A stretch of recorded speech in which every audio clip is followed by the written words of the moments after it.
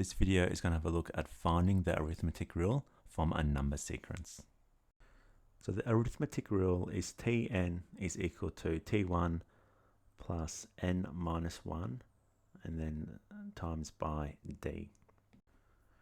So n is the position of the term that we are looking for. So for example, we might be looking for the 20th term, then it's going to be T20. And it's equal to T1, which is going to be the first term in the sequence. N again is the position of the term, and then D is the common difference.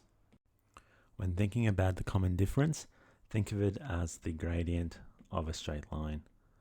That essentially is what the common difference is. It's the amount you're going up by each time you add an additional number onto the end of the sequence. So let's have a look at a couple of examples of how we can find this rule from a number sequence. So in the first example, we had the sequence of 3, 6, 9, 12, and 15, and we want to determine the rule that is going to be for that sequence.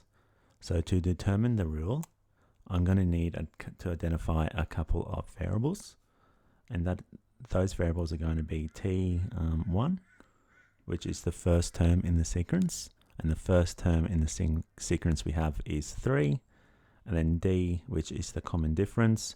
So each time I'm going up by 3, so my common difference is going to be 3.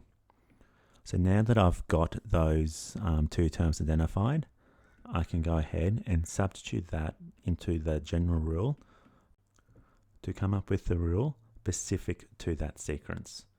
So starting off with the general rule, and then I'm going to write the rule for this sequence. So Tn is equal to 3, because my first number is 3, plus n minus 1, and then multiply by 3. If you want, you can move that 3 in front of the brackets. So it's 3 plus 3, then n minus 1. So that is the rule for that number sequence. Tn is equal to 3 plus 3, and then n minus 1. Remembering that n is the number term in the sequence that we are looking for. So then we could go ahead and use that rule to be able to find a specific number within that sequence if we know its location. So for example, we could find the 27th term in that sequence by using that formula and using n is equal to 27. So let's have a look at a second example. In this example, we want to find the rule for the sequence for the numbers 40, 33, 26, 19, and 12. So this is going to be the same process, but important to note that this time our numbers are decreasing and not increasing.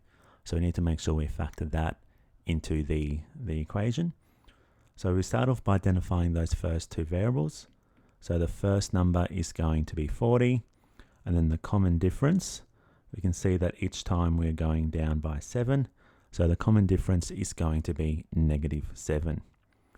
Once I've got those two values, I can then go ahead and substitute it into the formula.